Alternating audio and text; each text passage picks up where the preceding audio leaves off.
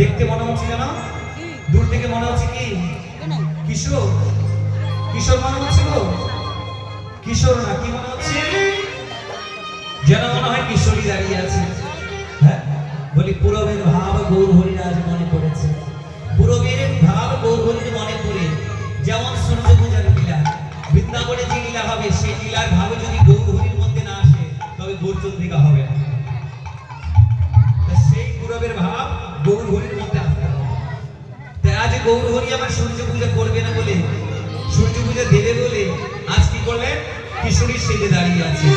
এবার ভক্তগণকে দেখে বলছেন, কি বলছে জানো, ধূপ দীপ গন্ধ পুষ্প আর ধূপ দীপ গন্ধ পুষ্প, আর ধূপ দীপ গন্ধ পুষ্প, আর ধূপ দীপ গন্ধ পুষ্প, মিষ্টান্ন যে আর ধূপ দীপ গন্ধ পুষ্প, মিষ্টান্ন সঙ্গে করে নিয়ে চলো